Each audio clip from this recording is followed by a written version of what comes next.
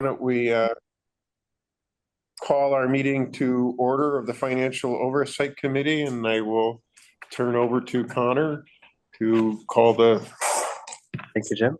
So I'll call the special town council meeting to order as well. And we have Kathy, Marilyn, Anna, and myself. All right. Ralph is walking in, so I don't know if he's gonna pop in here. Okay, thank you. Guessing. And I guess we'll just roll off the members of the Financial Oversight Committee. Rich Fuchero. Dawn Starks. Anna Jones. Ex officio Connor O'Shea. And Jim Broderick. And Kathy. And Kathy Hill via Zoom. And also present. Town manager, Tom Christensen. Collins, finance director.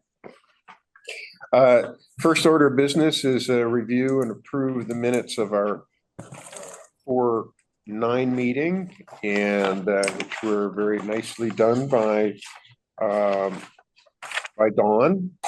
And were there any changes to be made to the minutes? If not, I'll entertain a motion to approve the 4/9/25 minutes. So moved. Is there a second? Second, any discussion? And I understand since we have a Zoom hybrid meeting that we need to do a roll call. So I'll Rich. I just want to make one comment. The minutes are done so well. Don't you think Dawn should do it? Trying, man, but it's not going to work. You are from the educational field, so yours will be even more superior. Nobody push run. So Yes. Dawn, Here. Anna, Yes, honey. Yeah. Yes. I don't vote. okay, and I'm an aye. So Kathy. And Kathy. Kathy, Yes. any nays? I think that was unanimous, so the minutes are approved. Before we move on, Anna, did you volunteer to do the minutes for this meeting? I think. Or Rich? That's Rich. I'm next. Okay, That's why we have this going next, back yeah. and forth. because I was trying to remember who was the next one for the schools in particular. 'Cause, And that one's on the 24th. yes, it is on the 24th. Great. So that's why you had that 20. boy, huh? Not on the 23rd. No, we had to move it, the 24th. The schools had a negotiating session and couldn't be available. And I did not copy you. I might. I know. Might have been stupid enough not to CC you and Kim. My apologies. Okay, that's all right. I might be out of town anyway Dawn, on that Thursday. Kathy, yeah. Seems as though the door locks automatically, everyone. And so I have to forecast to come back in. Just for you. Okay. Thought it was just me, but Welcome, Ralph. thank you. So the next, my apologies. No, that's fine. I'll see what I can do. The next order of business was really to go back and we reviewed all of the town budgets. And the idea here was we had a few follow-ups and Dawn did a very nice job of listing them in her minutes. I don't know, Tom, if you had a chance to deal with them at all. Yeah, Kim sent me an email on Thursday. Pretty much with all of our explanations. So I don't know how you want to, I don't know which order they were recorded in or if it matters or. Go down the list. Yeah, just go down. We only had like 1, 2, 3, 4 of them. Okay. Well, Kim overachieved and has 7 explanations here, so that's Oh, good. wonderful. Hey. Hey. Information the better. As I miss things, which is entirely, Are they in the minutes? Do you mind if I just go ahead. peek at? These are the ones that Dawn had noted.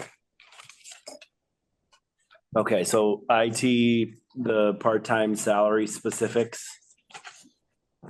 So it seems like, what did you have there, Kim? What was that explanation you were just saying? Sorry. So IT last year, I believe, had 2 temporary summer positions. Right. But during the year, I believe he added another intern, which went all year long. So basically, he's saying that if he were to hire another person, it would cost well over what he's saving by having that person in their full year. Right. as opposed to Just having them there. That's right. So I think in truth, that was probably missed, and I have to have a further conversation with Mr. Quimby if he's adding another person to his staff, because that's sort of outside of level services. So we'll have to put a pin in that one and talk about that again next time. And so technically, that person that is there like during the school year was supposed to be temporary. It was just put into the, so it should have all been in the temporary line. It was all right, but is there more staff this year now because of that part-time person's still there, but now we're back to 2 temporary? They're all temporary. And No, I know, think- yeah. So I think because they're temporary, they don't always work the same amount of hours. So they're not everybody's using the same amount of budget all year long. So he basically throughout the year has 3 separate interns. Some of them work in the summer, some of them work during the school year. Yeah. But that part-time person that is temporary in the school year, he threw it into the part-time line item where it should have been in temporary. So between the 3 of them, Oh, I see. they're using one budget. Makes any sense? They're not broken out correctly, which is why the increase was shown in the, Should have been down in the temporary. So it's saying that we had 2 temporary positions and we have added a third one. That's what it sounds like? Yes, but I'm not clear on when that position was added. I believe it was last year. so 0 for 1. We have to talk to Ryan about that. Okay. The stipends for fire, that was the holiday pay. So they were paid out of the salary line item previously. I think we said this last time. And they're just appropriately moved to where they're supposed to be paid out of because it's a stipend and not full-time pay. So that's a contractual thing. Yep. So they get their holidays in a stipend because their schedule is Mhm. moving and they may have to work a holiday and they may not have to. So they just get a stipend for the holidays that are in their contract, which are pretty standard to what everybody else would get for holidays in the municipality. So that was just always in the wrong line item and we moved it.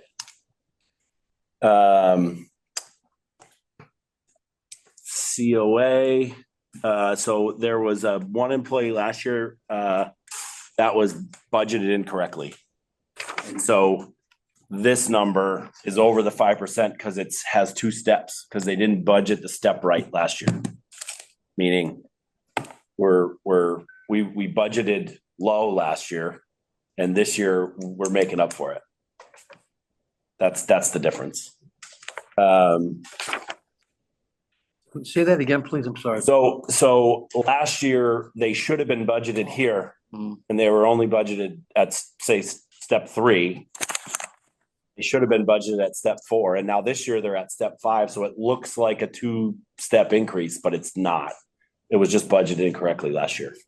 So it is level service. Yes. But it's reflecting reality. Correct. We had budgeted, the number was wrong last year in the budget. So it is a 2-step increase, but it was only because we didn't do the. We step didn't put the last step year. in the budget last year. And then the workers' comp liability. Yeah, I think it said it was kind of an estimate, and the question was, is there any firmer idea as to? No, I'm still hounding our provider for numbers, but that should be in line with what we're gonna see. And I think there was a question on the sheet. I think our note said 5% increase when it was an 8% increase, but it's actually 8. That's our estimate still at this time. Comments, questions on? Upon further discussion or thinking through the town budgets, any comments or questions on the budgets that we reviewed last week? If not, would anyone like to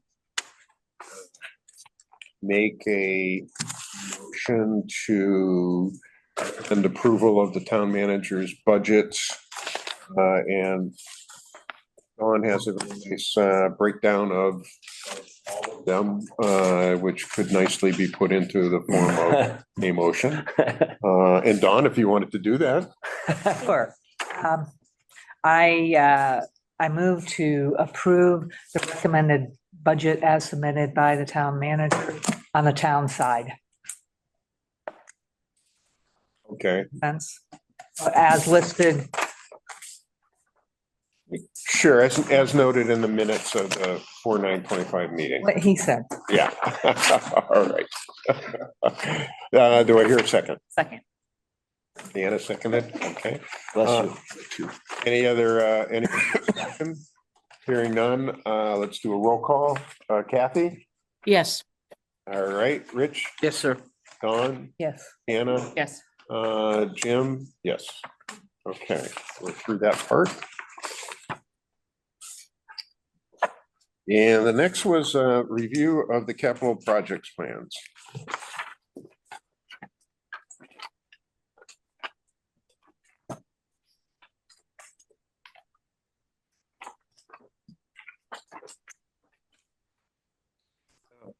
I was sitting there, RNA, what's RNA? What's RNA? And it was like 3 days before I realized it, raise and appropriate. And I'm there, no, I'm not gonna ask. I'm not gonna ask. I thought I didn't use any more of those. Right, does everyone have, we're on page 18. Package. And we can kind of just walk through this if you like. Now, general question. Obviously, it looks like you avoided doing any kind of bonding for any of the projects. Yeah, we have enough borrowing going on in the general fund. You mean for the high school? Well, we do have debt. Outside of that, I think we borrowed for some projects last year and. Meaning for the office It's just building? The modulars. The modulars. And the modulars. Yeah, not the, well, the office building, yeah, but that's not in the general fund. And so we got to our number based on our policy. And, sort of based on our financial position, this was the number that we kind of stopped The at. office building is not in the general fund? Nope, Was it a it's exclusion? we have a revolving account for the building, and the money we collect it's from the for the leases rents. pay Sorry. for the building, Sorry. yeah. So yes, we did not, there's no borrowing for the general fund in this capital plan. As we move down, just any questions people have? This probably would have been easier we get into an alphabetical listing here, and it kind of got off the list that of the details that we had given you from the capital advisory committee. So I apologize for that, but so they're not in the same order. Yeah. You know what I mean? So the Allen Street landfill, which was a D Yep. priority. Yep. And kind of cut the amount in half. Is that the one that we keep trying to, satisfy the state in terms of what's required, but Yes. but in the end of the day, at some point, we're gonna have a big bill too. Yep. And that happened while this plan was being created. We got an administrative consent order from the Department of Environmental Protection, basically telling us that now's that time where we have to get going. So that's why it's in this plan, because it's going to be in this plan for the next couple of years anyway, maybe 3 or 4, depending on how the closure goes. But essentially, the administrative consent order is you need to close this the way we want you to, and you need to do it in 2 years. And so with a little negotiation, we got them out to 5 years.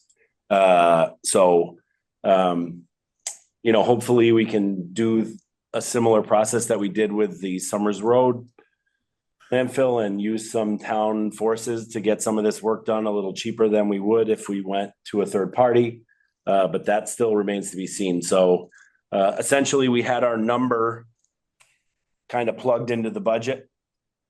And as it was moving, whatever was left over got put in the Allen Street. So that's the reason why the full amount isn't in this. We had this 1,532,956 number total set up and plugged into the whole budget.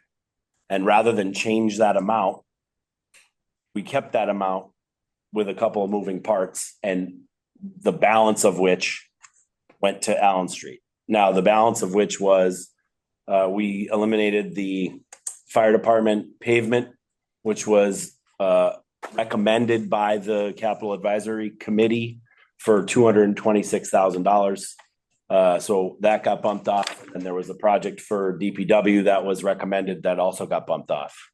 And again, like I said, I'm having these negotiations with DEP in March and April when the committee was trying to formalize their list. So they had already given me their recommendation when I had to amend it.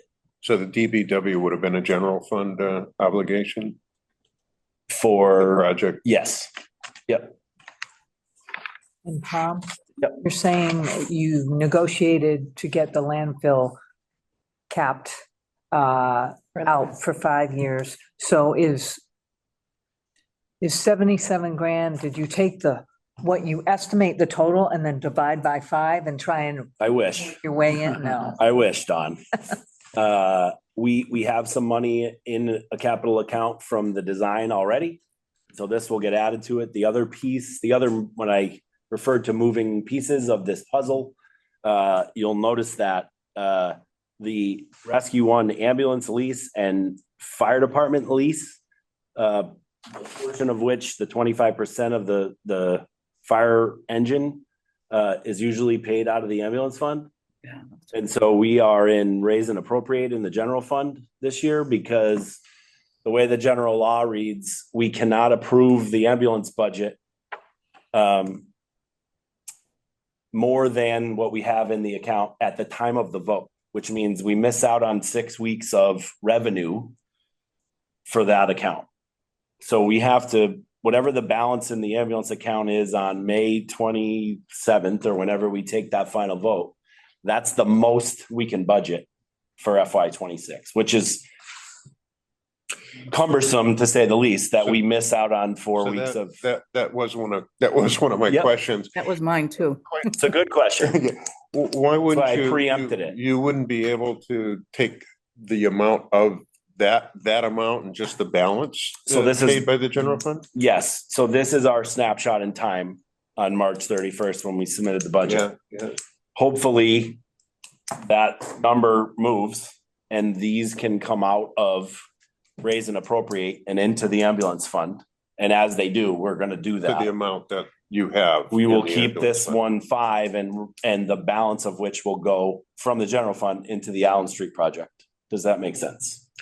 Yes. So the engine, 25% of the engine was something like $47,000. We expect to get there.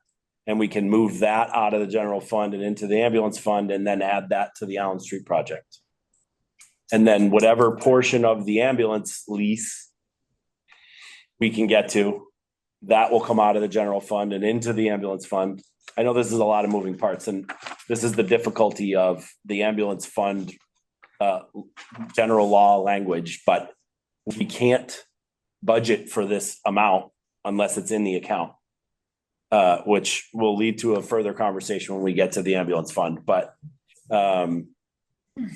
that's sort of the reasoning for laying it out like this, with Allen Street having less than was asked for, was because we fully expect that number will increase as we move these things into the ambulance fund based on the money. But as of March 31st, this was the best we could do without projecting it That helps. 5 times. That helps explain it. Yeah.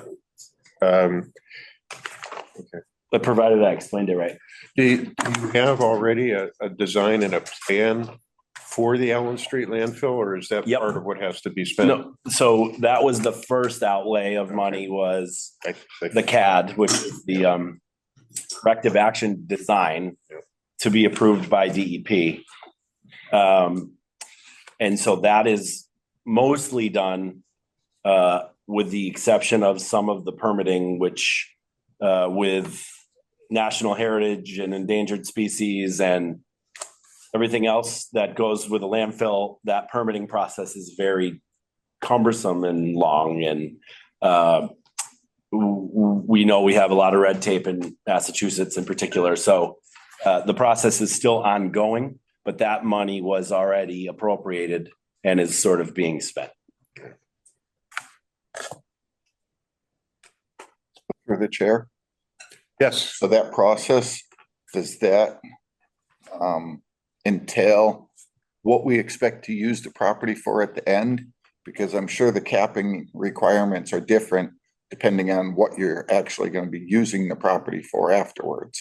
So the minimum cap requirements are what are in the design. What can be used afterwards is still a matter of the environmental impact of the actual landfill, meaning whatever data we get out of this process or find when we're capping it, the DEP will make a use determination to say, you can't do this, or you can't do that, or you can do this here, or you can't do that here. Right. And all, like, for instance, the most popular one is ballasted solar, because you don't have to penetrate what the cap that you've just built. And that design is pretty standard.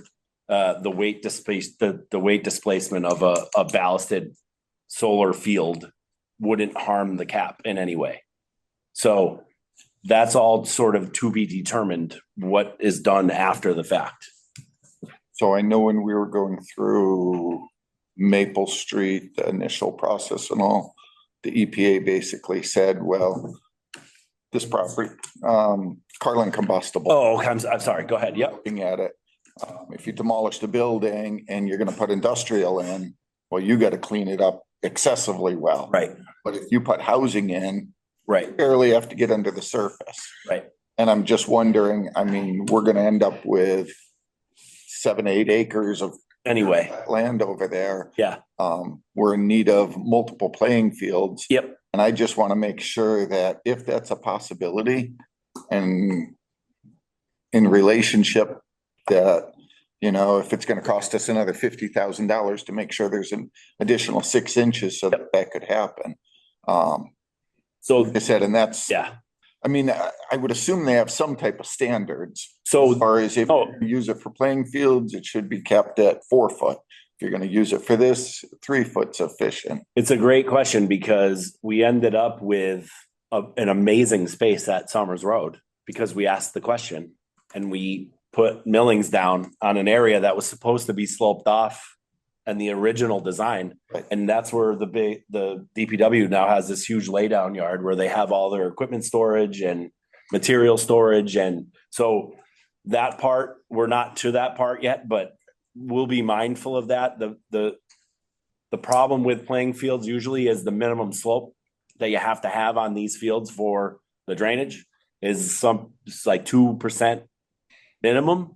So it doesn't seem like a lot, but I don't know if we'll be flat enough to allow that to happen. But the use afterwards will be sort of talked about as we can, we're not anywhere near construction yet. But yeah, no, that's a good point. And again, I don't want to just miss out on a use because we didn't ask a question like that, right? Like you said, if we're already out there putting 9 inches of loam down because that's what the design requires, can we put 14 and use it for something else? I mean, one of my concerns with the solar is simply that we went to court, we fought trying to keep solar out of residential areas. Yep. The town saying, hey, we're Right. gonna throw it in here and don't worry about what we did in the past. Well, That being said, we're getting off. We shouldn't have had that argument, right? So, but I see your point. Rich, Anna, I believe you both were on the capital planning committee. Anything you want to highlight or touch bases I with think us on? the one thing I want to highlight is that we took quite a bit of time trying to, common somewhat expression, get the most bang from the buck. We shuffled a number of different items and moved them around. In fact, the one item that was most difficult that we tried to fund was the one that was cut the last, which was the Meadowbrook parking lot redesign. And we finally decided if we took that out, we could fund a lot more different items. So that was really the most contention we had. I noticed that the flat roof for Maple Shade was in there. Has that been in there for a number of years or? Yeah, I can't answer that question, Jim. I want to say yes, but I can't answer with that much clarity. I didn't see any priority in it, so it's hard to tell. Roof for Maple Shade? Yeah, I think that's good. Is that the one that was approved last year? Yes. That's Yeah, the 'cause it's- accelerated repair one? Yes. Yeah. Yeah, that's ongoing. We have a OPM and I got that email a couple days ago. We've been assigned an OPM and a design team. For some reason, it was showing on the printout that I made. So I think Oh. it's because they requested it again. I'm not sure. I think because they hadn't moved forward with it Oh, yet, maybe and that's was it. MSBA, it was the accelerated roof repair, right? So because they hadn't moved forward with it yet, I think they thought they had to re-request Oh. it, but it was approved last year. Okay, all right. Other questions regarding the capital projects? I had one, Jim. Yes, go ahead, Kathy. For the police department, the detective bureau car. I guess I'll start this way. Do we know how many total cars are in the police department fleet? I know that we have a annual practice of replacing 2 cars per year based on mileage usage and such. And I'm just curious, that being the case, 2 more vehicles marked cruisers will be purchased with the plan here. And just curious as to whether or not it was feasible to just take one of the other cars that might be coming off that list for the detective car, or is that not a realistic approach to the problem? Or make the pickup truck the detective's vehicle, which is coming in that we approved last year, Right. considering it wasn't designated for any specific use. Just throwing it out there. Yeah. Yeah, I understand that officers are on the road in cruisers 24/7. I don't know this answer, but I would naively presume maybe detectives are using a vehicle when they have to respond to an event or go to visit, the state police or district attorney's office or what have you.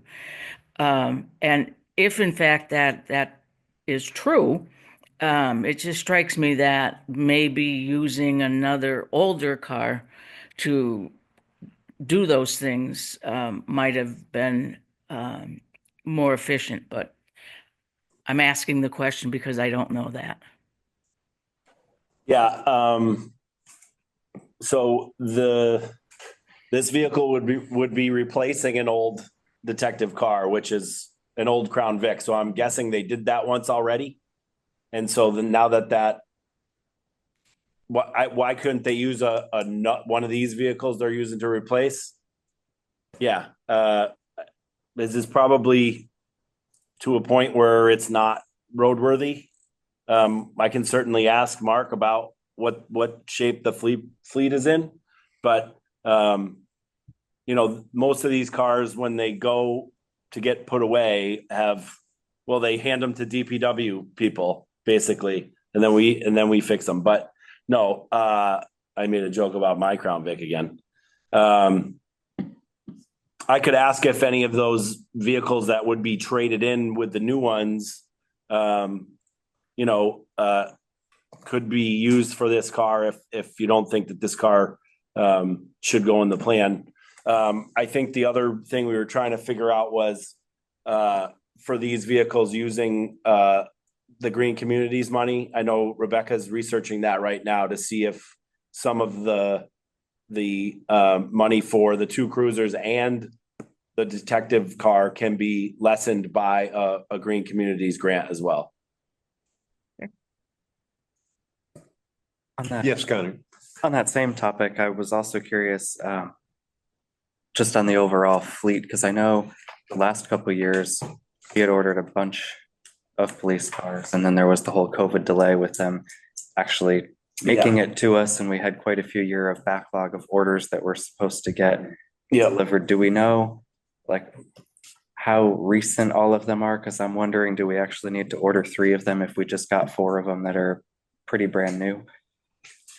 I think they're all in, and the ones from this year, I think just arrived, I don't know, a couple of weeks ago or very recently. Yeah, I mean, it seems like the cars are ready to be replaced, so we're ordering them. This is their sort of lifespan. There's whatever 10, so every 5 years 2 are getting replaced, and this is sort of how we've been going, and they all have their 140 160,000 miles on them. Yeah, I mean, they're still in need, and yeah, when we order them, who knows when we're gonna get them, but yeah,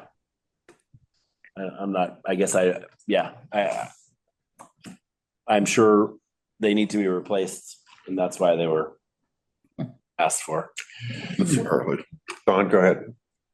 Just kind of to tag on to what Connor was saying. So you're right, we've ordered and then we've waited. What are, when we order, as we know, there's been inflation. So is there a price differential? Or do we put the order in and we get it for what we get it? And I have to ask, what's the status of the pickup truck? I haven't seen the pickup truck yet. We don't have it. And the first question was, When we order it. is it put in? So most everybody, when they order a vehicle, will add like a little bit of a contingency on, like when DPW orders a vehicle, they will have just an upcharge just in case, we have to get, in order to build the capital plan for submittal, they're getting quotes in January, February, and then by the time we order them in July, there could be price fluctuation. So we try to build that into the price, but that was a little bit more difficult right out of COVID. We're back to sort of a standard operation where there's not a whole lot of fluctuation when it comes. I think the last 2 vehicles we got for DPW, we actually paid less than the quote because we budgeted more than the quote. And we have a standardized platform, so to speak, for all vehicles across of like building a contingency fund at a certain percentage. And when you hit I realize police or cruisers, they're running all the time. And that does, just idling, it's not great for a vehicle. I understand that, but across the platform, at least I know trucks are completely different. We have a standard protocol where when you hit this much mileage or what type of protocol do we have standardized? Okay. Yeah, so there's a PM schedule for the whole fleet, basically. Not as easy as DPW, who has their own garage, but fire has a mechanic in-house, somebody that's supposed to be the mechanic, right? And PD handles it similarly, excuse me. I think Sergeant Bruno is pretty much in charge of all the vehicles, and I don't know if you ever met Sergeant Bruno, but I don't know if there's a more meticulous person on the planet. Just does an excellent job with their fleet. And again, so if they're looking to replace vehicles, it's because that vehicle has run its course at the police department from a operation and safety standpoint. Yeah. Well, this is clearly not gonna be a cruiser type vehicle that's dollars. It's an art, yeah. It's like it's an Unmarked. unmarked vehicle, so the upfit's not the same and I think it was an Equinox or It's an something. Equinox, yeah, it's right here. Other questions on the capital Probably Equinox, yep. projects plan? Just please, Jim, if I may, directed to Tom, could you ask the chief to just provide us with an inventory of the vehicles, you know, the age of them when they came into service and which ones go out of service? And what do you, other than when we send it along to another department to use, after that, where is there a graveyard for police cars? We've been having excellent luck with our surplus vehicles on Municipid. Mm-hmm. So it's a sort of like an eBay for used vehicles. So that if the vehicle is not advised to be used, it goes on Municipid and we declare it surplus and sell it. But we have a fleet list that is being constantly updated, obviously, and needs to be updated for the insurance company at minimum every 12 months. But because of the delivery date on all these vehicles, it gets updated 15 times a year. So I can bring that next time, or I'll email it over to you tomorrow, and then we can chat about that. Just for curiosity's sake, to let everybody know, the Crown Vic is a 2009 and it has 159,000 miles. So. Cream puff. Other questions on the capital projects plan? How do people feel? Would you like to wait and maybe get some more information on the detective bureau car and the inventory of the police fleet and vote on the capital projects plan next week? Or would people prefer to just vote on it today? I have a copy of the fleet, but The whole fleet or the PD fleet? I think so, yeah. I don't. It's in the folder for capital. I think this is it. Right? Yeah, that looks like it would be it. So we can do it one of two ways. We can either vote to recommend the budget and ask for this follow information to understand it better. That's one way, Kathy. Or we can hold, get the information, and then vote on the budget at our next meeting.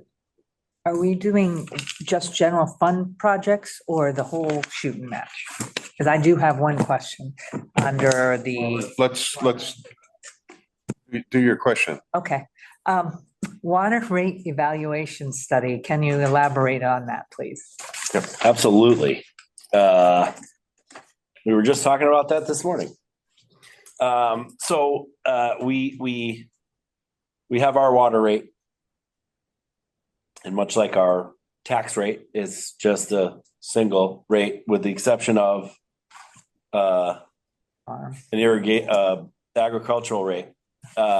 So we're going to go to the industry standard, which is a tiered rate, meaning the larger users don't pay less, they pay more. Same with electricity, right? If you're a heavy user, you pay more per kilowatt hour, not less. It's not like going to Costco. You're putting more strain on the system, ergo you pay more for your water.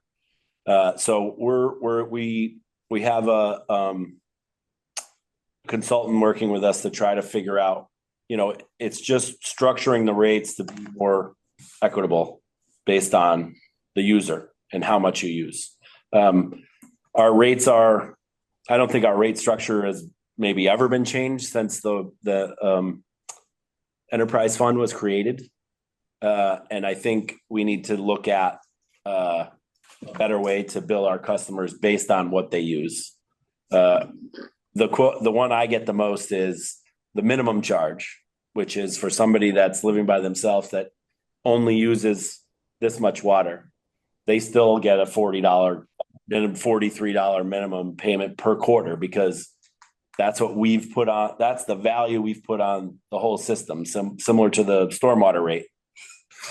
So this will sort of make that a little more fair for everyone. So if you're a large user, you're going to pay more per unit than somebody that's not putting as much strain on the system.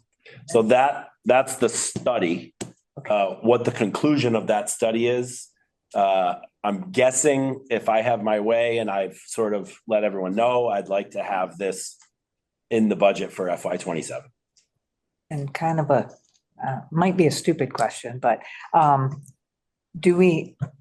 does that affect our software? Is our software capable of splitting out and doing? Yep. Okay. Yeah, we put everybody to the test when we put our stormwater rates together. Oh, okay. Are quite robust. Yeah, that will be part of the study, I would imagine, to figure out what the usage is. Now, you're just reading a meter and it's going in one line of an Excel spreadsheet, then it shoots over to the billing software and the bill goes out. So I don't mean to make it sound that easy, but the water meter gets read, you get your usage, and depending on what your rate is, that'll already be in the billing calculator. And then your bill will go out based on what kind of user you are. So industrial commercial user would be a higher rate than you and I at our house. And Does that make sense? It could be fluid as well. Oh, did you say fluid on purpose? I think you did. Well, I didn't, and that's very good. But meaning, hopefully, you're not using a ton of water, but it's based on what you use no matter what. So it'll fit each time, it'll go in through that metric and say, you are now this and. Correct. And More now, you're getting charged more. If you're Right. using less, you get charged less. Right. yeah. And I'm sure, and again, I don't know how the rate structure is going to play out, but it will be tiered in such a way that if you're using more than 10,000, if you're in this route, so it's not exactly how much you use, because people jump in lines all the time. You'll just be designated as, here's your 3-year average. This is how much water you use. Here's your rate. So theoretically, a low-use residential user would have a lower bill. Yeah, I mean, we got to find a way to structure it so the revenue supports the expenses of the division, but that's an easy thing to sort of shake out. Other questions on all other capital projects, included not just the general fund projects?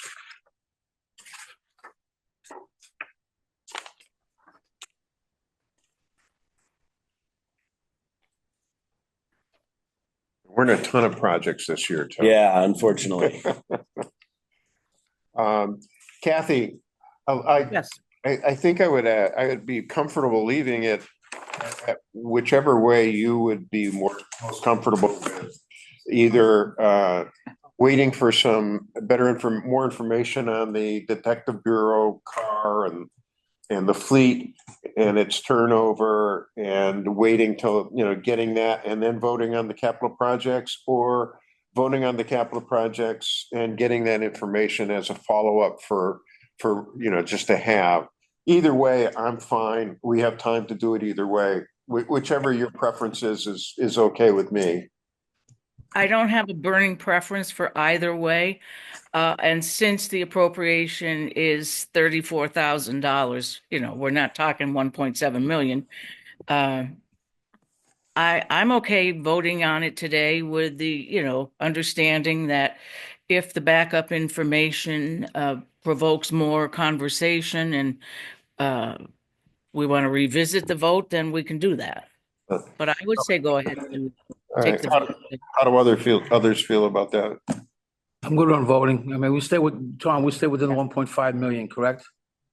Excuse me? We stay within the 1.5 million figure that you gave the capital planning committee. Yeah, thereabouts. Again, we were trying to give you balance. an idea of, you couldn't have as much fun as last year. But if we could get that follow-up information, a little bit more information on the turnover, 100%. that would be great. Yep.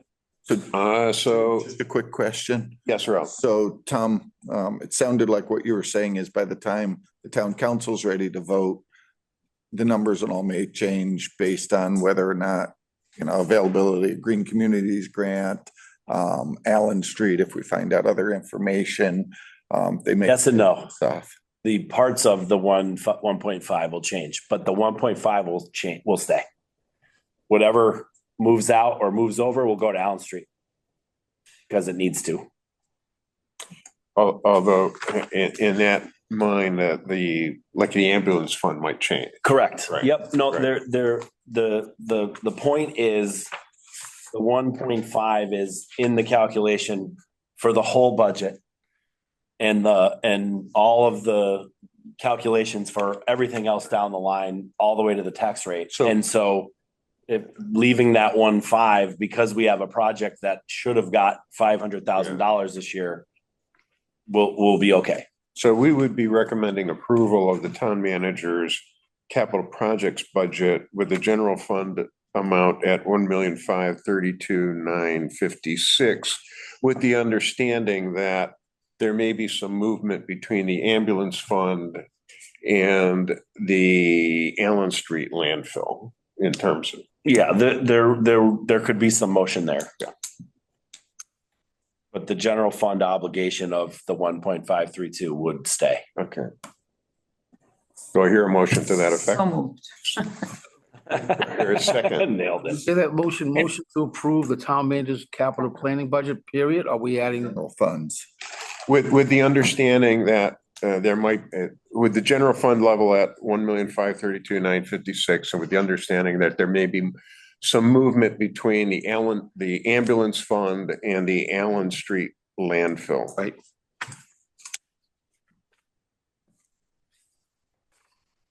And I think I needed a second. Any other discussion, questions? If not, we'll do a roll call. Kathy? Yes. Okay. Rich? Yes. Don? Yes. Anna? Yes. Jim? Yes. Okay. We're on to questions for the schools.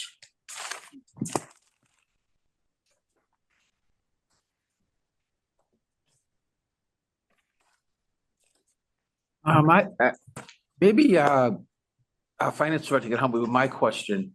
Kim, when I go in your budgets, I noticed like 3, 4, 5 line items for teacher salaries. Do you have any reason why there's so many line items within each building for teacher salaries? Of the school, so Like for Meadowbrook, for Maple Shade, et cetera, there's like 3 or 4 different line items with teacher salaries and varying amounts. I'd have to look at it. I don't actually manage the, That's okay. I just wanted to know if it was, Item. I guess my question should be, is it a munis? way, or is it just something that we should really ask the schools? you probably want to ask the Okay. schools. I will look at it while you're, Okay, just to see what you mean by that, but typically if there's different line items for teachers, that would be something they set up specifically to have different line items to Okay. separate them, and it could be. I'll look at it.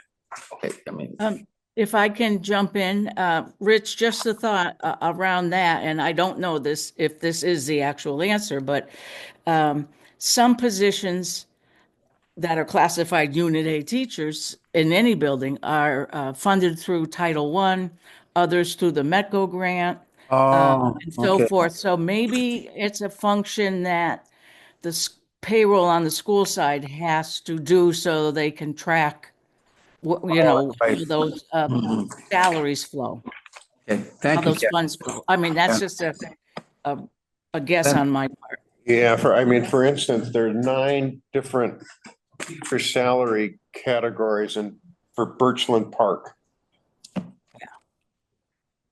And that would stump me too. I don't know if it would be easy for them to take it and even just kind of lump sum teacher salary Yeah. as much. The other thing, while we're just talking about things we might be asking, is last year, we got a full listing of things that are grant funded, where we sat. I'd love grant funds, 3-year look back, as well as revolving funds, So- totals and look backs. Are you Are they there? going over your questions? I'm just kind of jumping in there, sorry. No, I mean, I think the way It was on my brain, so I said it. is have someone start and then Yeah. go from person to person. And because we'll probably have a lot of overlap. So 1, 2, if you would like to start, be my guest. that would be my question. Rich, would you be willing to amalgamate all of our questions? Great word. Wait a minute now, define He's amalgamate. Sent words. So the word, come on. I don't know, write them down. Yeah, I'll definitely with the minutes, absolutely. All right, but you have to speak Down a some. little bit. Question. Okay, so, You always got the playback. yeah, just for a refresher, because we have some newbies here since last year. We received a full printout of grants and where we sat with current funding, as well as revolving funds. So we could see the full financial picture, which I think a good thing to see, just from a taxpayer perspective, even though it's not necessarily coming from tax dollars, but to see the full picture. And then if possible, not only those totals, but say a 3-year look back, just so we can see where we sit. I know we've run out of a fair number, I believe. And this could be part of the conversation. We had those big COVID grants and whatnot to see how things have phased out and where we sit. Just Yep. so we see the full picture. Got it. That's Got it pretty all. much the only question I have. Okay. Anna, did you have any specific questions you wanted to? Not really. All I think I'm still trying to navigate here, so. right, sure enough. Connor? Oh, sorry. Yep, no, Jump go in ahead. on the other question about Sure. the teachers, because I did look in to see Yeah. what their line items are. They're very specific line items for specific types of teachers. So when they budget, they must be putting like autism teachers, specialized teachers. They're putting them in line items for each, but it just says teachers on that report that you have. If you go further into the detail, if you were actually to click on the account numbers on the report, Yeah. on a PDF, it would bring you in and you could see the titles of each of the line items. So we need to bring our- If we were in the system. Hyperlink. Yeah, It's a hyperlink. It brings you into a portion of Munis that you can't go any further than just that page. A bonus for the non-paper crowd. There you go. Yeah. For Yeah. you? No, Oh, that's- Oh, darn it. at least we don't have access to it. Oh. Yeah, I think. All right, I can add Gives you network. my questions. So I just I'd like to know the number of students, say for the last 4 years, the current year, and maybe projected for the next few years. And then the number of full-time equivalents for the last 4 years, the current year, and projected for FY '26.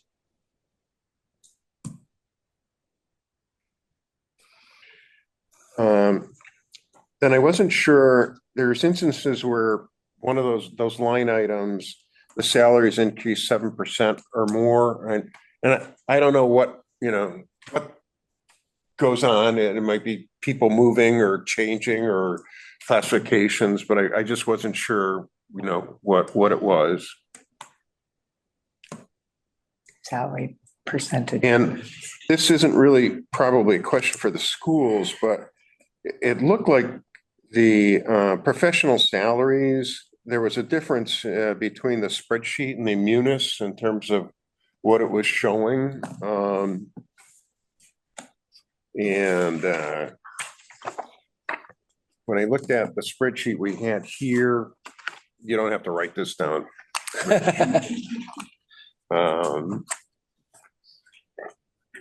And the Munis, I'm looking at it, and so the level 2 budget for professional salaries on the spreadsheet is 24,939.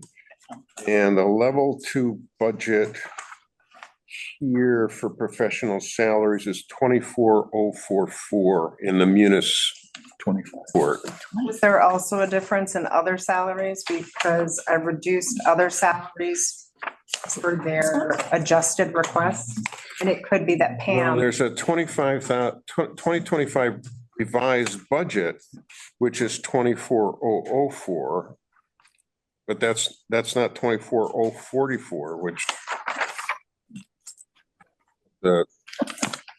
it's not exactly the same. I'm so tired. Page on the meeting. 22. It's page 22. 24. So it just wasn't the same. I I got you. just wasn't sure. It was the different. reason for that, because if you look at other salaries, Yeah, on the sheet, it's 3,706, but on your report, it's 4,6. Had requested a much higher amount before, like they voted one amount and then they re-voted. yeah, they moved the salaries all around, even though their total budget basically stayed the same. So, but they reduced their request by a decent amount, $894,811 Not in total. in total. So you're So talking about the FY 26 what are you looking budget. at? I'm looking at the projection, level 2 projection versus the current year on the munis versus the spreadsheet. You're looking at current year amounts? Yeah, it's something, has nothing to do with the questions I'm gonna ask the school, so we can follow up later, but I just couldn't figure out why it was different. That isn't a question for the schools, though. So I'm not seeing the difference, because when I look at the current year I'll- actuals, it's I'll come over and 23,634. point out where I am afterwards. Okay. All right, because I'm not seeing the difference, so. So the other salaries where it actually goes down, I guess I'm just wondering how that works, how they were able to do that. Is that retirements? I think I asked that last week as well. Is it retirements that actually allows that to happen?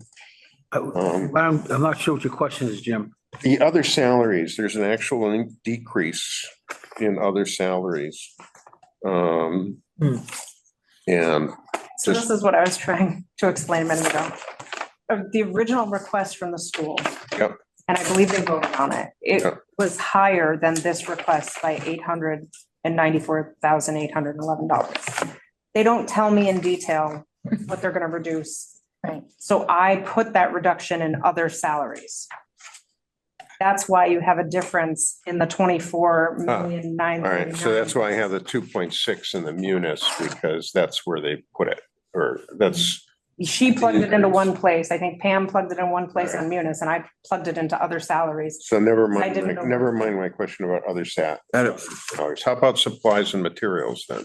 Supplies and materials. Is that one, That was also just something that they decreased in order to reduce their total budget, but I think those types of questions, you're really gonna have to have. so that one, I mean, goes down from like 600,000 to 300,000, 280,000. I mean, it's huge. So the question would be, how are you gonna do that?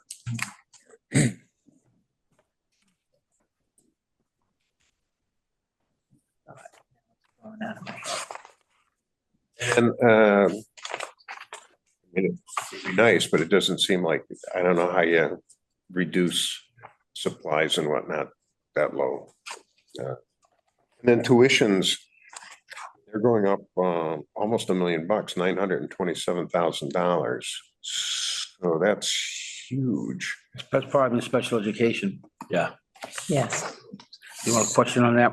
Well, I mean, it's kind of like, that's their retirement insurance benefit thing for their equivalent, the town's equivalent is is the tuition. So, but I mean, that's huge. It's just huge. And what what is it? What's driving it? What's causing that increase in the tuitions?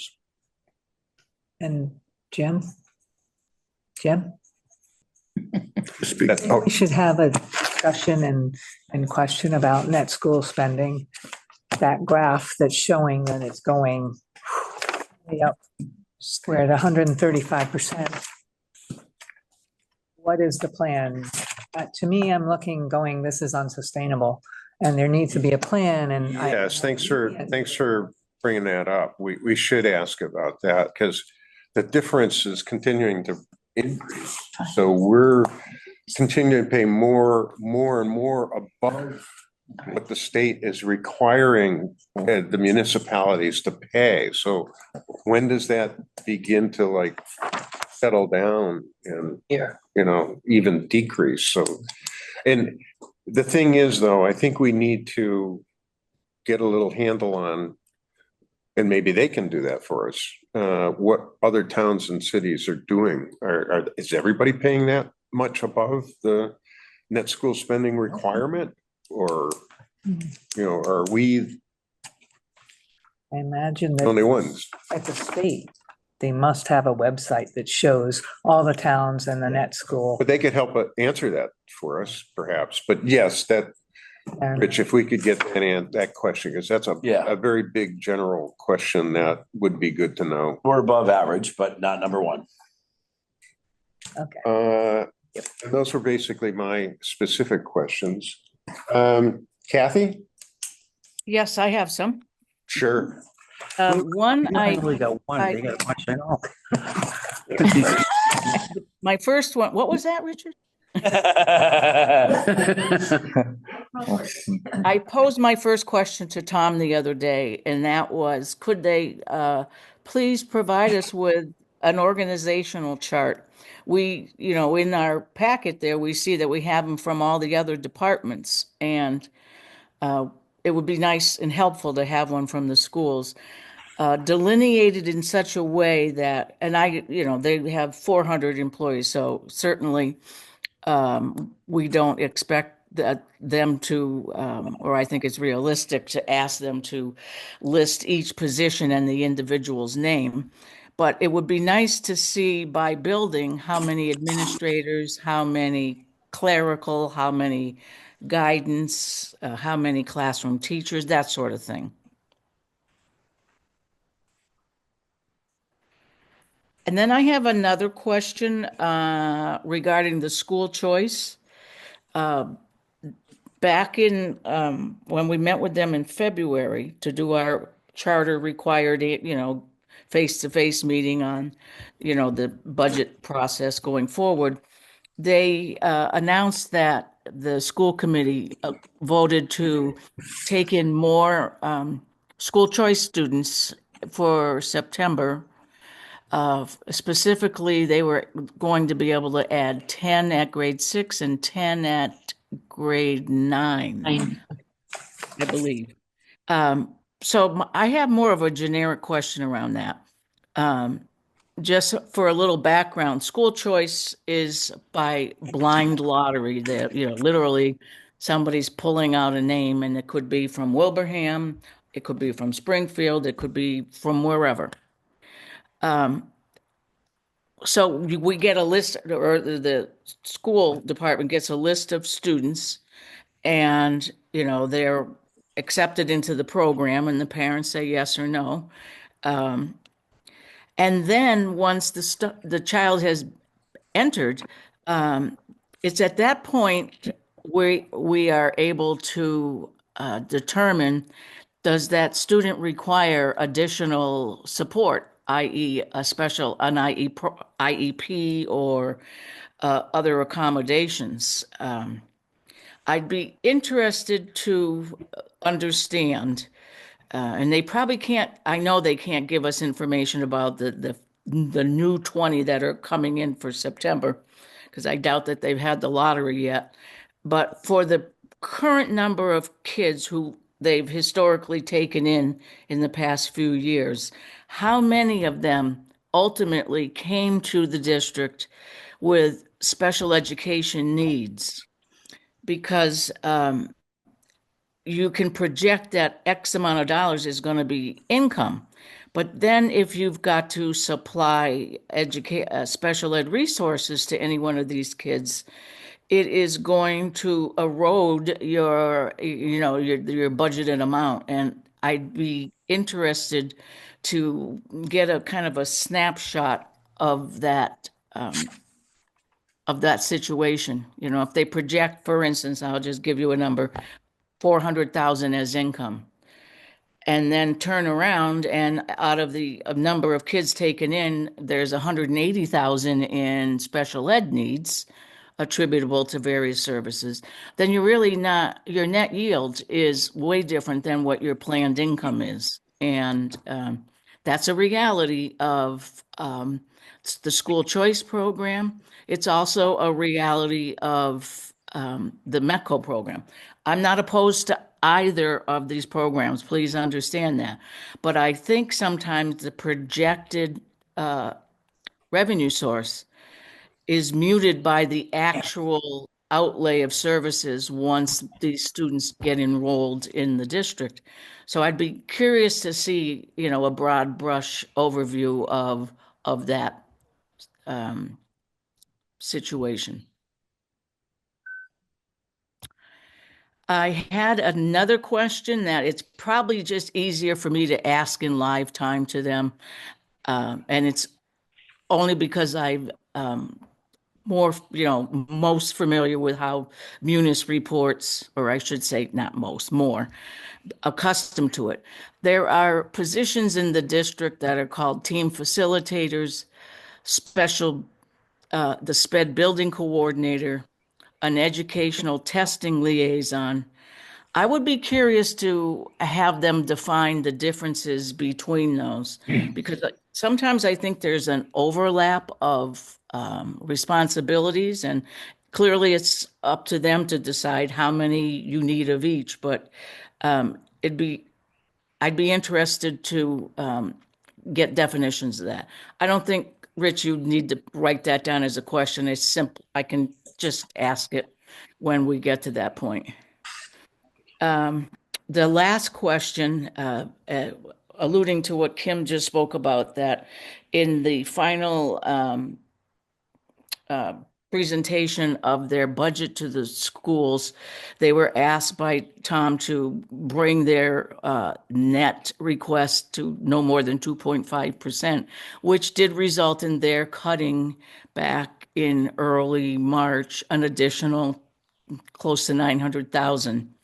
And the chair of the committee, in an email to us, implied that it could yield, that 900,000 could result in up to 23 positions lost. That number clearly is not that high since then, but I do know that yesterday being April 15th, and for positions being cut or reduction in force, those people had to be notified of that. It's part of the employment law, and it's, Rich, help me out. Is that a DOE, a DESI kind of a rule too, the April 15th? Absolutely. So I would be interested, since that did happen yesterday, to hear what that final list of cuts was, not people. It's not our position. We don't have a need to know the names of any of them. But I would like to see, you know, if you made 15 total cuts or 20 total cuts, whatever, none of it's good news. Just what those cuts entail, just to, again, to get us a sense of, you know, where did you have to dig into the budget? And I think it'll be helpful as ensuing budget years come. You know, obviously, if you have to cut something at some point when the funds are available, you try, you know, bit by bit to bring certain things back. So it would be nice just to see by position or building the list of cuts. That's all. The other questions that I had were already brought up. Very good. Thank you, Kathy. Ralph? So I just wanted to point out, page 25 of 43, and that we got basically school spending. So from FY '08 all the way through FY '24, which is extremely helpful in just following it along. And as of FY '4, we're providing almost $12 million a year over what we're required net school spending. Which is, like I said, we've climbed from roughly 15% over what we're required to now 35% over in that time frame. And again, that's only through FY '24. 25 doesn't come out for a bit yet, so the gap is spreading. We are giving as much as we can when we can for educational purposes. I found what Kathy just said extremely interesting, that if you're going to cut positions, they have to be notified by April 15th, when the budget's not even finalized until June.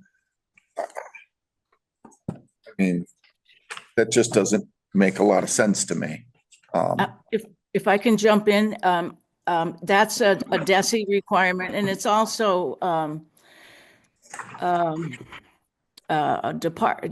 what's the one where unemployment, even though they are not eligible for unemployment, is that DOR, Kim?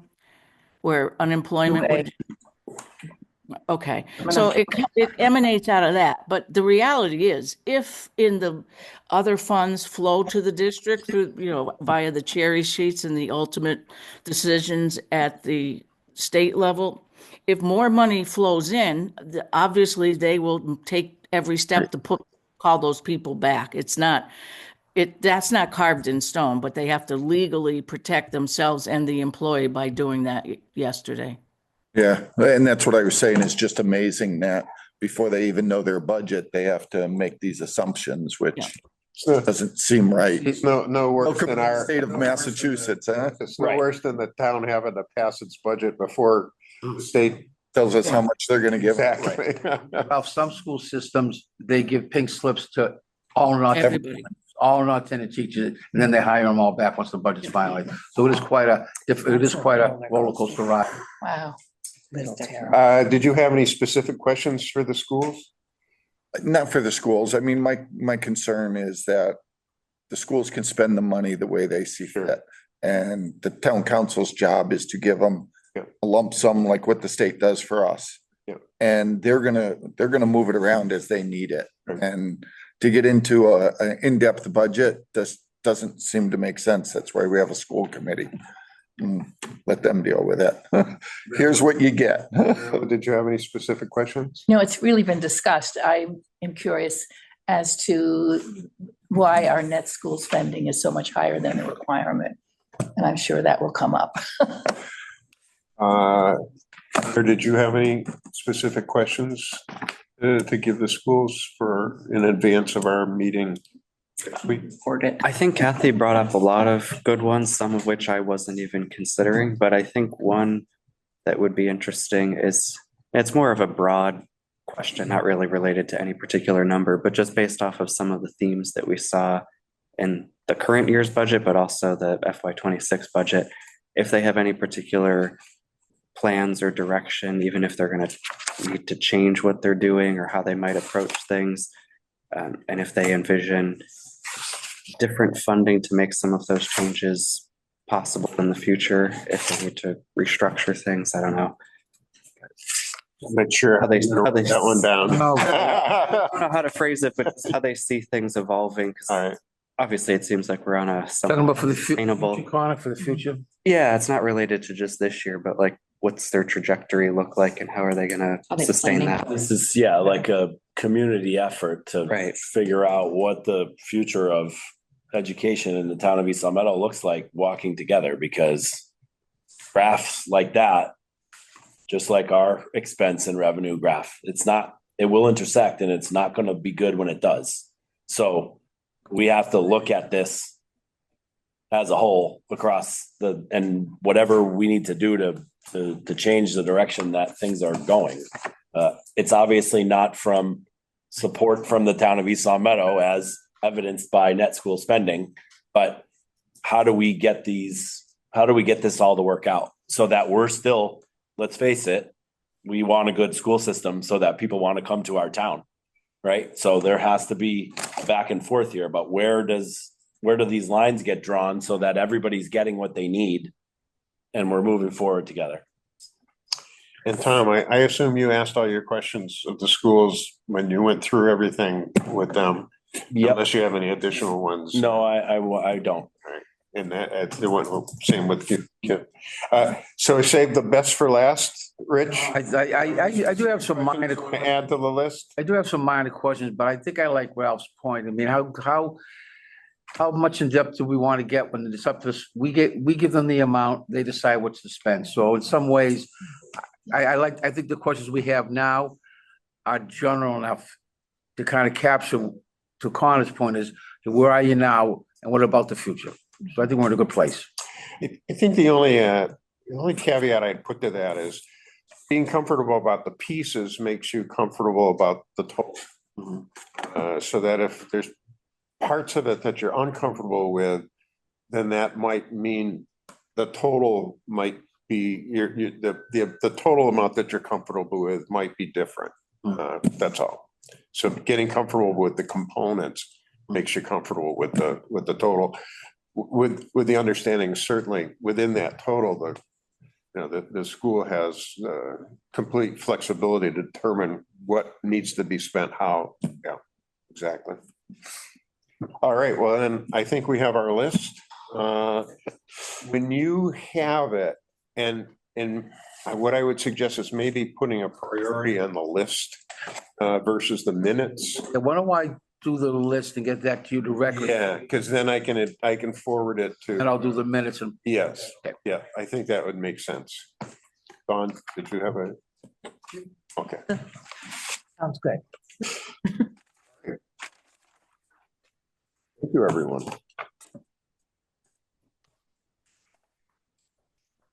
And item 5, I obviously didn't proofread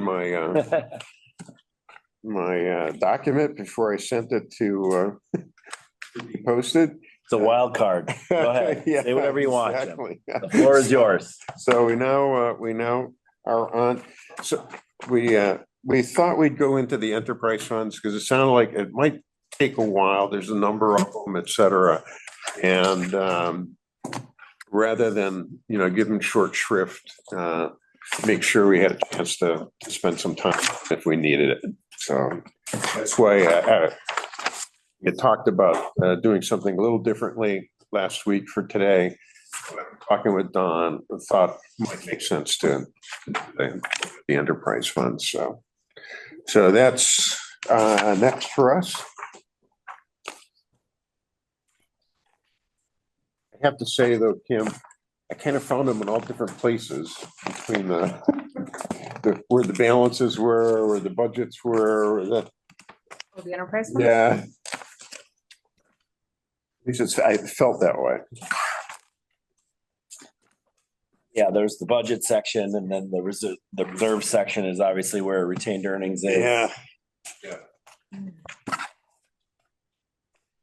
So, I have this section, and I guess we also have the revolving funds, which I kind of always the same token as the enterprise funds.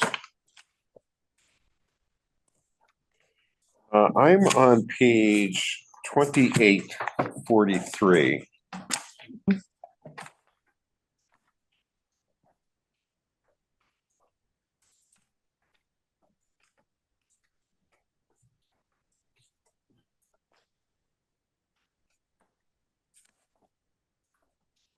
Reserves. The reserves.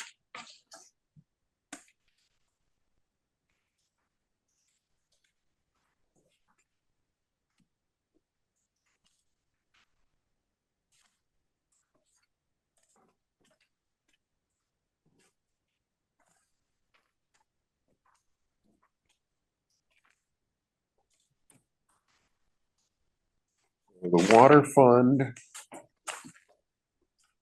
And so that was page 38 of 43 is the budget.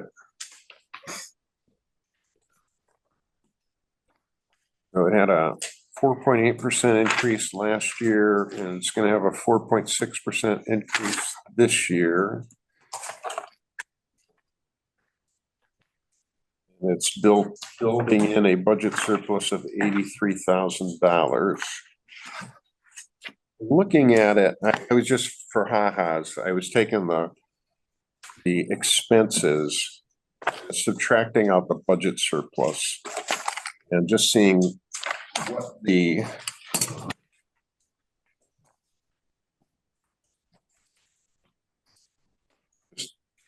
realized I did the wrong calculation. Not necessarily.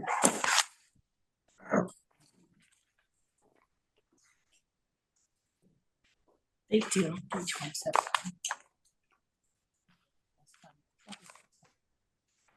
There's a breakdown like this. And just seeing what proportion the fund balance was to the annual operating expense.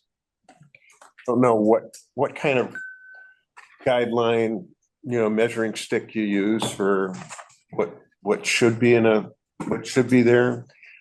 Does it, what kind of projects are coming up or something, or? Are you talking about the budget in general for the water fund? Well, I'm just, so for instance, the water fund, obviously it's in the black. There's $824,000, looks like in the will be in the enterprise fund balance, on a annual operating expense of about $3,659,000. It represents about 23% of annual operating expenses. Don't know if that means anything. Not sure. Where are, Well, it's in different spots. There's a matrix going on. 28 of 43 is the balance, yes, the fund balance, okay, and then, and 38 of 43 is the budget.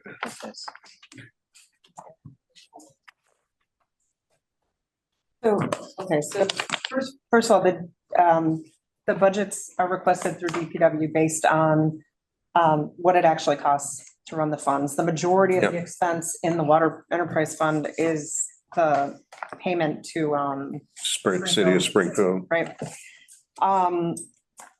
So in terms of looking at the retained earnings, the 824 that you see that we'll end up with after we use the money for the capital plan.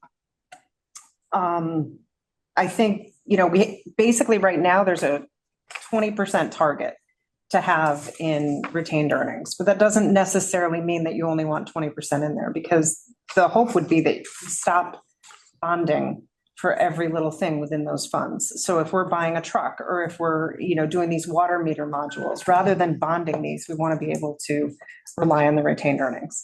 So that's why he's got, an additional budget surplus in there in order to continue to build up that retained earnings so that we actually can take care of the projects within the fund. And what we've been doing at this point, because before it was just bond everything in those funds, what we've been doing is we've been taking out bands. And then when we certify retained earnings, we look at those bands when it's time to go out and permanently bond and determine, can we take it from retained earnings as opposed to bonding it and then paying the interest within those funds. So that's why you see, we took these water meter modules and they came out of the retained earnings. Originally, the plan was to bond those. But since we had the retained earnings, we were able to just use those funds. So you're kind of using a rough 20% if in excess of that could be used for Expenses. Any questions on the water fund? just curious, not specifically towards the budget, but I know that Springfield Water and Sewer, we're doing major capital improvements. Where do we sit in the pipeline on that? How far are we? In. Last, We're in. we had received a rather aggressive schedule. I would expect that the expenses from Springfield Water and Sewer will sort of increase incrementally over the next 5 years or so. They have forecasted out a lot of those projects. And so, again, like Kim said, we're sort of working these things backwards based on the usage and whatever Springfield's gonna charge us and trying to. Again, we would have liked to have budgeted for more surplus, knowing that projects are coming and at some point, we have to sort of draw a line between how much do we want to raise the rate to plan for it's like the budget, right? Like, we don't want to plan for all the what ifs because then we're budgeting for what ifs all year and taxing all year long. And so we don't want to go too high with the water rate in the hopes that we're going to spend it in the future or save for the future. We're trying to find some sort of balance where, the days of trying to work the numbers so that we don't change our water rate are like, that's just not a good strategy. We did it for COVID to try to give everybody a break on the bill, but we got behind the 8 ball and we lost some of these retained earnings that we really need now, both for stabilization and operation. And Springfield, they just keep getting more and more. The more they go into it, the more they find. Right. Yeah. And so do they update you on a regular basis with costs or? They do, on sort of a broad level, but I mean, everything is sort of estimates, right? And then, that's the true up thing, right? Well, at the end of the year, they'll be like, oh, we didn't bill you for 78,000. Here's your bill. The last couple of years we've gotten credits because their estimate was actually low. And so we paid more than we should have.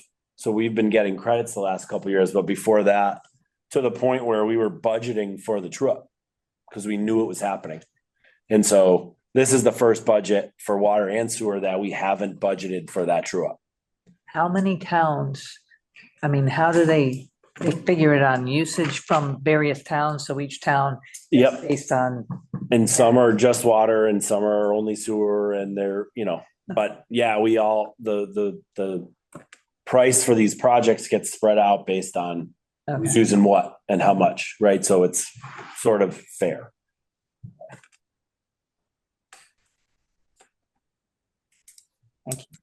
Other questions on the water fund? Jim, may I? Yes. So on page 32 of 43, Look at all this jumping around. enterprise retained earnings balances. Enterprise shows 1,040,737. And then the very next page shows it at 900,853. Does that mean we used over $100,000 in retained earnings? Yeah, so Jim's sheet there, 28 breaks that down. That was certified on July 1st, 24. And then we spent the 139,883 for the water meter modules So, in the year. You know what I mean? Since the last, but yeah, so what I'm looking at is from page 32, which shows over $1 million to what will remain in it after the FY 26 votes at 824. So that's about 180,000 out of the retained earnings. Yeah, yeah. there was the 139,000 for the meter modules, and then in the 26 capital plan, there's another 76,000. And so the target 739,000. Yep. So are we trying to spend off a little bit in retained earnings instead of bonding to get down so that we're close to the target rate? We're not trying to get to the target rate, but If if we we, Saying, I mean, in that way, that we're at least stable at that rate and we don't go below it or anything. yeah, if we can If we can. handle the projects within the retained earnings while still keeping to our targets, then yes. So That was Yeah. ultimate question. Thank you. 820,000 used for, I heard, water meters, No, 139. 139. Yep. That was from the capital plan for FY 25. So Yep. the first balance was the certified amount Right. as of July 1, 2024. Mhm. So at the beginning of FY 25, and we spent money, so that's in here. And then the balance was 900, and then we're gonna spend 76 more out of it. Rather than turning 76,000 into 111 because we borrowed it, Mhm. we'll just spend the 76 because we still are within our We're still above policy. the 20. Right. Makes sense.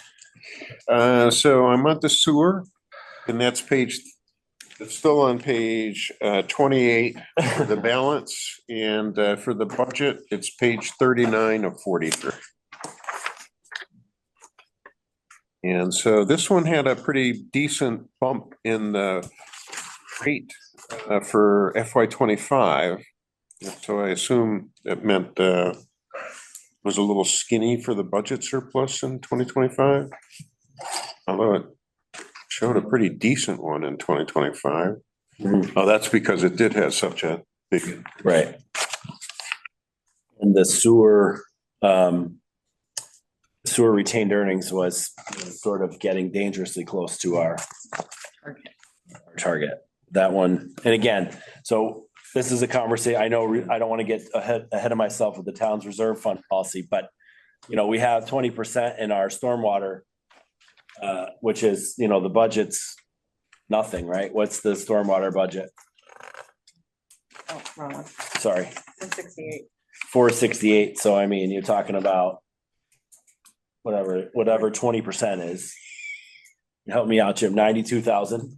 Yeah, we got a ton of money in the stormwater. Well, that's what I mean. So you can keep 92,000 in there all you want, but if a culvert goes, that's gonna the phone call is gonna cost more than $92,000. Well, I know at one time at one time when I was on the appropriations committee, many moons ago, we had so much money in that fund balance that, people were saying, take it out unless you have a use for it. Take it out and lower the tax rate. Right. You have no use for it. Why are you holding all that much money in it?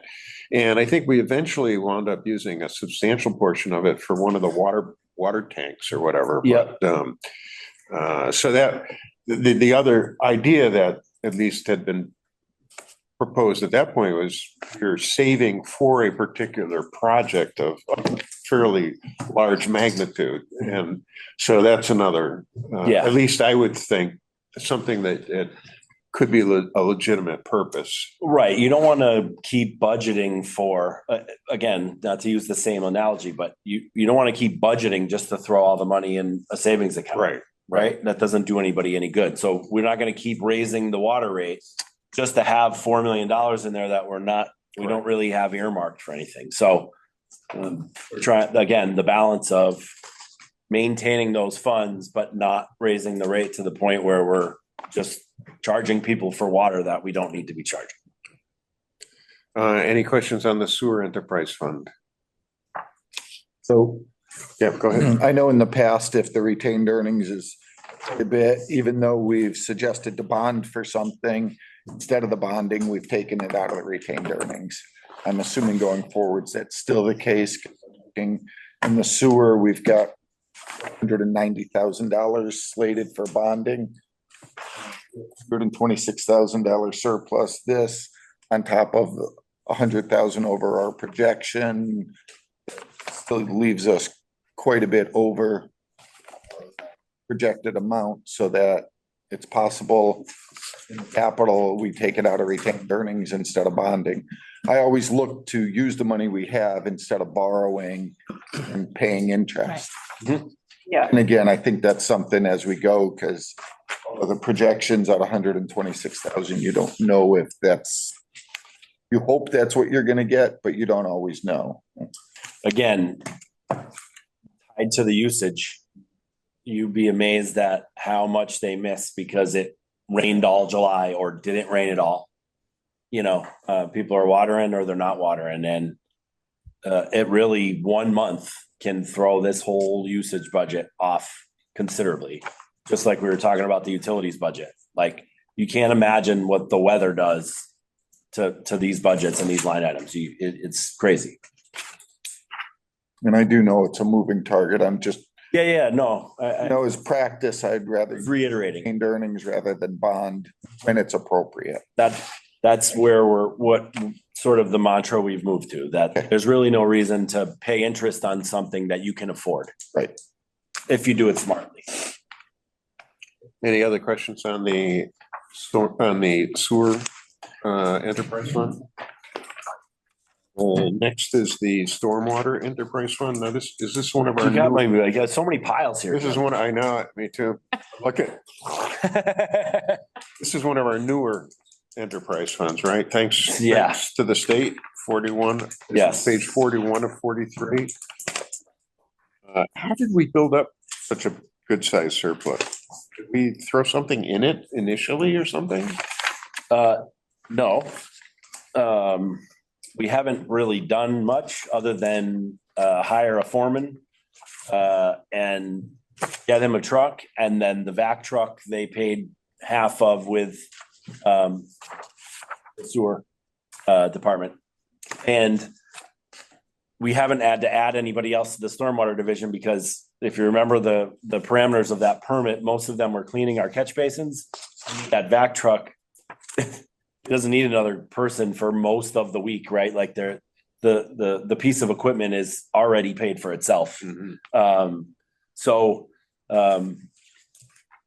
The collections are, of course, always a thing, but again,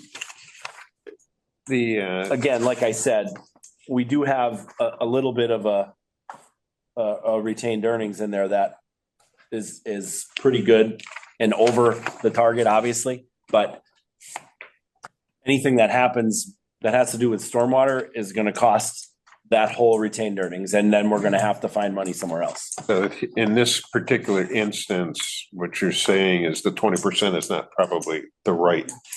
Until right, this, until we get this account, this division to where it should be, and or change the policy and say this retained earnings for this account because of its small budget should be 50%.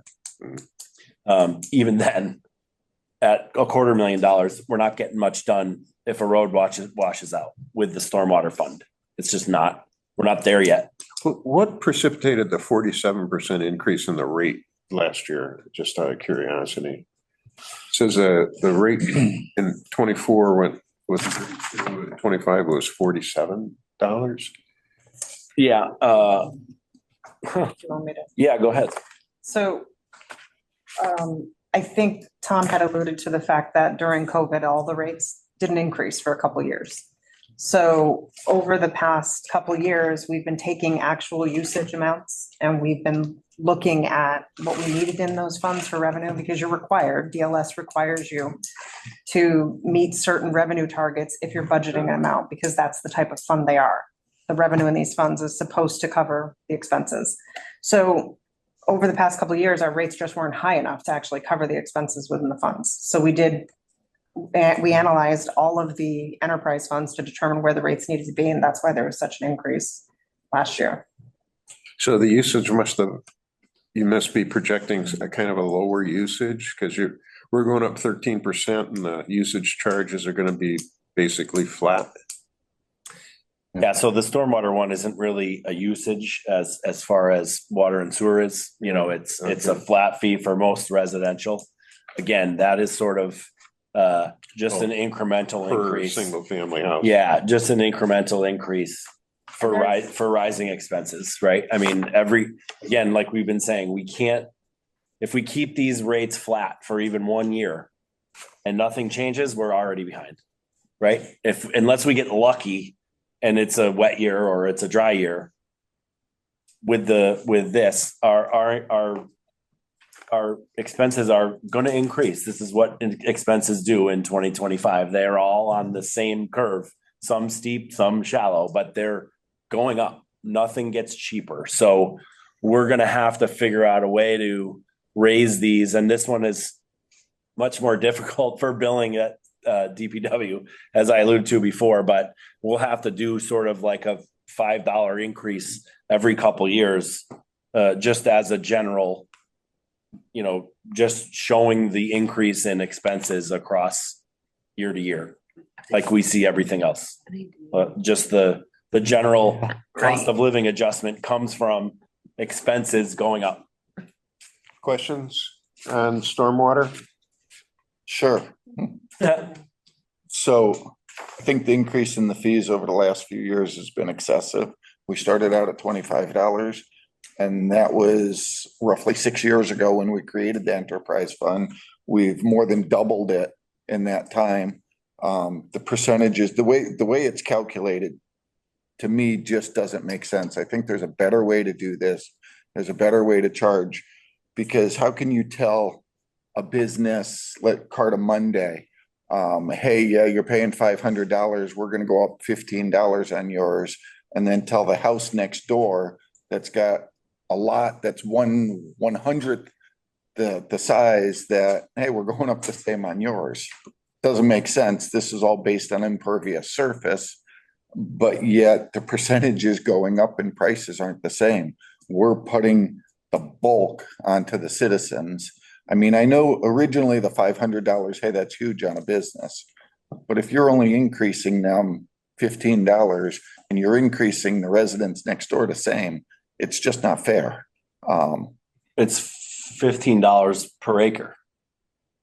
No, it's parcel.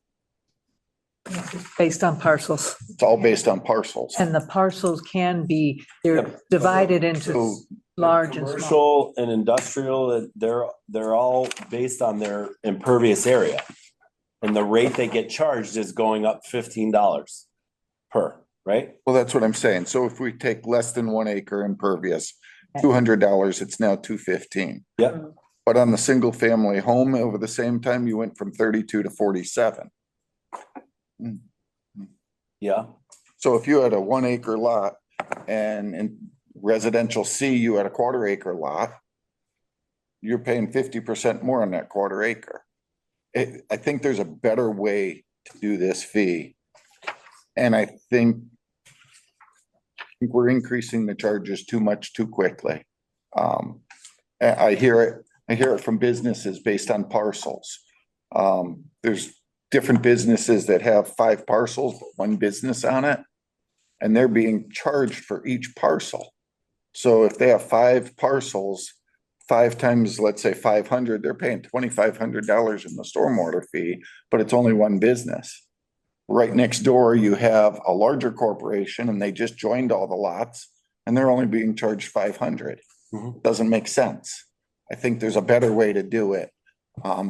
Again, that may not be part of the budget process, but I do think ultimately we're gonna have to really dig into this and look at, I know there's at least, if I remember Diane speaking, 4 or 5 different ways that different towns assess a stormwater fee. Yep. I think there's a better way to do it. Okay. Yeah, we've changed it once already. And like you said, it's only 6 years old. So if we think that there's a better way to do it, we can do that.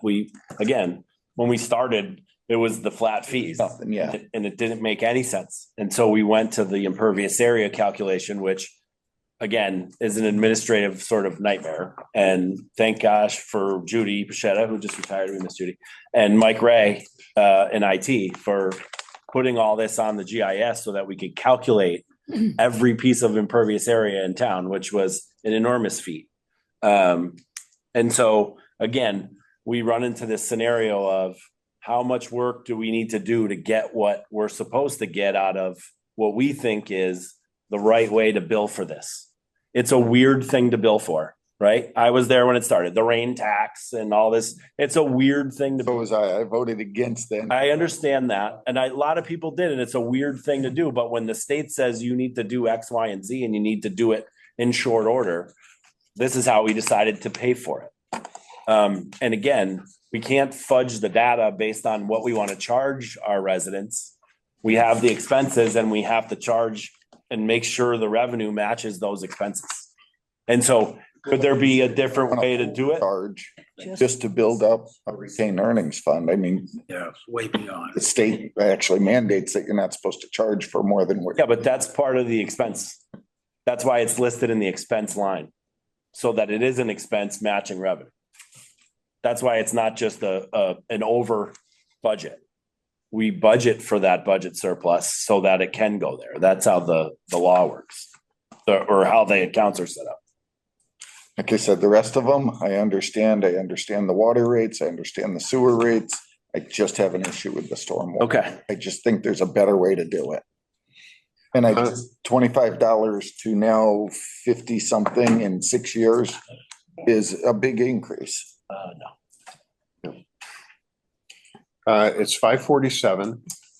And we have just a couple more enterprise funds.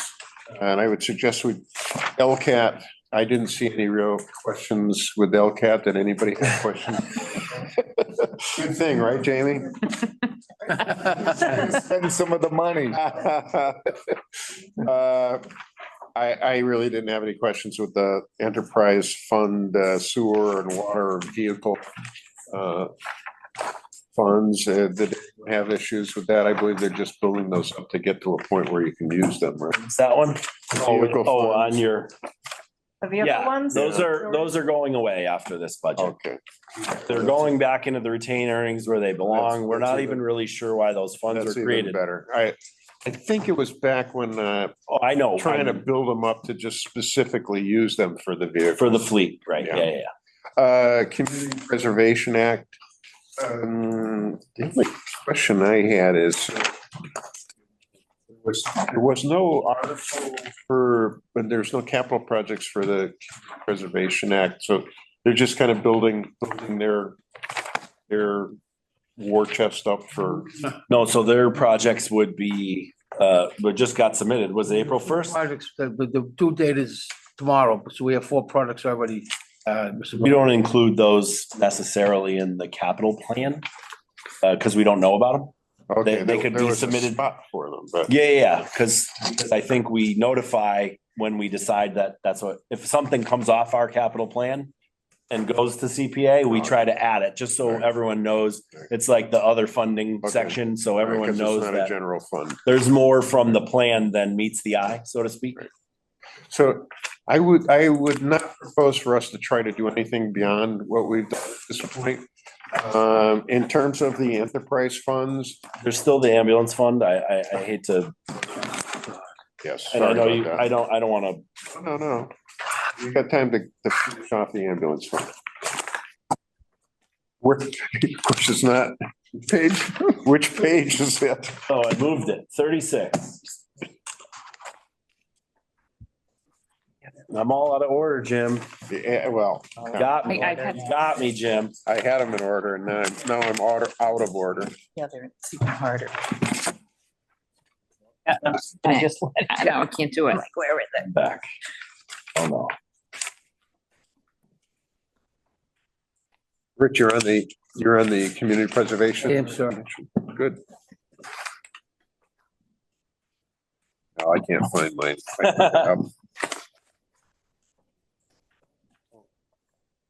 Yeah, it might be a.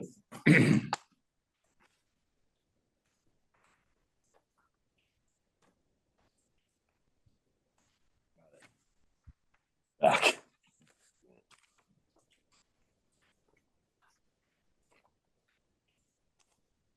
Oh, I guess I'll just start, because I Yes, brought it up please. before.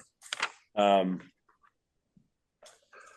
think we sort of plateaued with our budget increase sort of from 23, 24, and what we thought 25 was gonna happen, because obviously it doesn't seem like we're gonna get to that $2 million of revenue that we budgeted for 2025. And the main reason for that is, and I don't want to say it was overlooked, and maybe we had different data or percentages, but because of the demographics of our particular community, 70% of our ambulance trips are Medicaid. Medicaid, Medicare, Medicaid, what Different. was it? It's Medicare. Medicare, Medicare. So Yeah, so reimbursement. we're not receiving the revenue for 70% of our ambulance trips. Therefore, The revenue that you projected. correct, because, well, we are projecting it that way. But we have to project the rates to the point where those 30% of the rides that are private insurance are subsidizing basically the whole cost of the ambulance fund, which is why So when you say it's Medicare, you must get something. we do, but it costs more to drive out of the garage than we're getting. You know what I'm saying? From Maxed out for Medicare. We only get up to a certain amount. Right. So that's why the hospitals are having such a hard time. That's the way everything is with Medicare. They never pay. right, They're supposed, what they're asked to pay. right. And then they decide on a rate and then they pay even lower than that, you know, I mean, that's the way it is. So we, It doesn't surprise me at all. yeah, it's a struggle. I think the way that from where this ambulance started and this fund started and where we were headed, and now to kind of I feel like we sort of almost plateaued in terms of what we're going to expect for revenue now. You know, we're just going to have to rethink until something changes. Again, I hate to say that and wait on something else. We're going to have to think about how we charge for this account. And again, I don't want to, it doesn't seem fair to charge the 30% of people, and it doesn't seem fair to root for ambulance fund revenue. We had a couple laughs about that, but you know, these are the actualities of the numbers. This is what we're taking So in. when you say charge, I mean, are you charging the same for private versus Medicare? So if you look on page 37, Yeah. it's got all the different rates.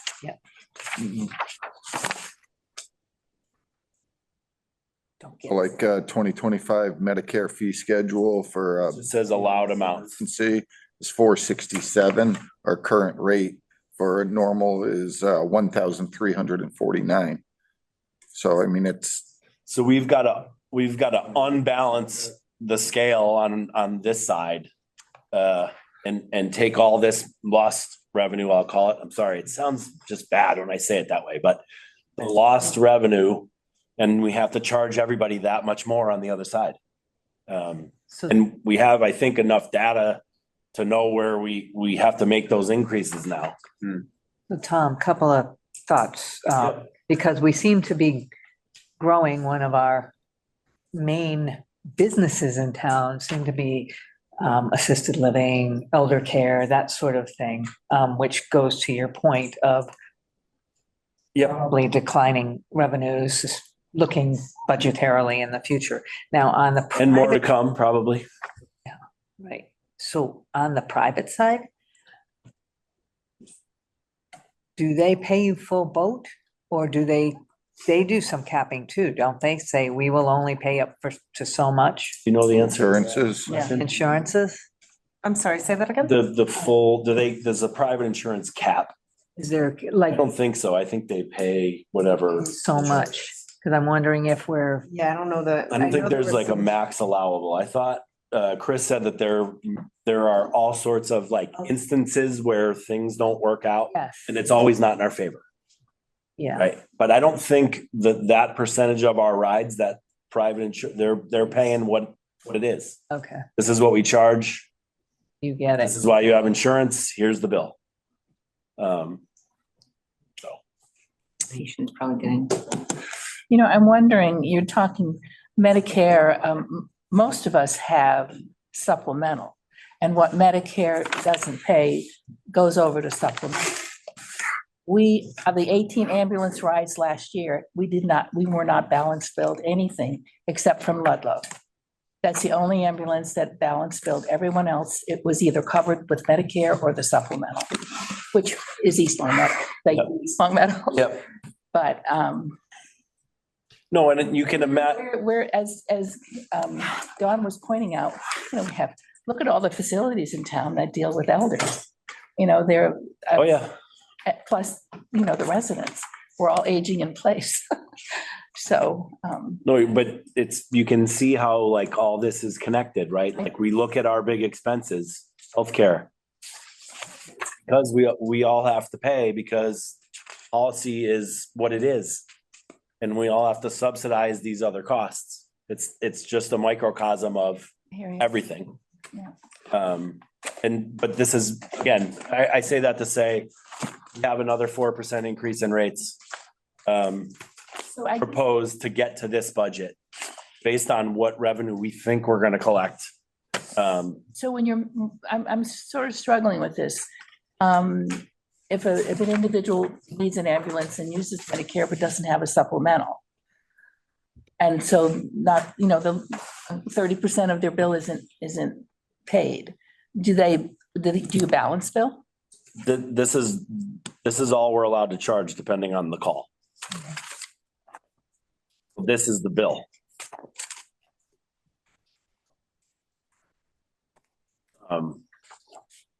Well, yeah, I guess maybe I don't understand your Are you question. sure you're, We balance it by charging everybody else what we charge everyone else, unfortunately. No, I think if I understand you correctly, with Medicare, if you don't have a supplemental, and you have to have an ambulance ride, Medicare says, hey, 467 or let's say 380, and your supplemental picks up the additional to bring you up to this. Okay. She's wondering if we just bill the Medicare and just not bill the rest of it. And again, I think that's more of a billing question. Right. Yeah, I think, We can check. we can check to see exactly what they're billing, in We terms. just want to make sure if There. that we're at least doing any balance billing that we have to, because you don't want to lose the 20 or 30% each time. That would really hurt. Yeah, I'm not sure exactly how much above and beyond they are billing, but I'll check. And my question too is if Medicare, pays X amount and the supplemental pays X amount, the combination, does that meet the bill for that service? Because as I say, no balance billing at all. And we used you guys a number of times. Thank So, you. I'm not happy about it. I'm just saying that, You're thinking that we could be billing more than we are? no, I'm saying that your comment about Medicare, there's an amount and then they look at an established rate and then they look at something else and that's what they usually pay, Right. not what was requested in the beginning. But that's there. And then the supplemental kicks in and basically I understand it to pick up what's missing. And as I say, there's been no balance billing from anybody. So my thinking is that particular, insurance and Medicare paid for what was required. And I'm getting the message that it's not, based on the difference of your billing between what you get. You're not getting as much from Medicare. But the question is it being supported by the second insurance? So you would get it, all of it. But does everybody have supplemental? Yeah, I guess, No. again, we can't, But not so everybody. we're picking up. No, I know. that. Yeah. Not everybody does. That's why I was wondering about that piece. Like where's that fall? Right. Yeah, I'm guessing they're rounding that into the 70% of Medicare, whether it's supplemental or not. Right. Right? You know what I'm saying? That Yeah, I do. we're only allowed to bill up to this point, whether you have supplemental or not, I think. True. Is it anything could be clarified? Sure, Yeah. sure. I would, Anna. no, I was just gonna say that maybe the supplemental isn't picking up anything and Medicare's covering the full amount of what's being billed for, something like this. That I can't answer. Right, we don't really know. I mean, we get accounting from both, so we know what's paid on this and what's paid on this. Yeah, but there's certain things that maybe Medicare covers 100%. Maybe this is one of them. I don't know. Never heard that would happen. I mean, they should. Yeah, I think it makes Just more discounted sense. rate. We'll have the conversation. Yeah. I agree, yeah. Carrie will have an Carrie. answer for us in 5 seconds. So Jim, I just have a quick question and I think it's quick. You had said basically you have to have X amount in our account that's done next year. For when we were talking about capital and the ambulance fund and everything. Yep. So what is that number that we actually have? Don't see, you call it retained earnings that we're holding on to at the moment in order for the next budget. And I didn't see it.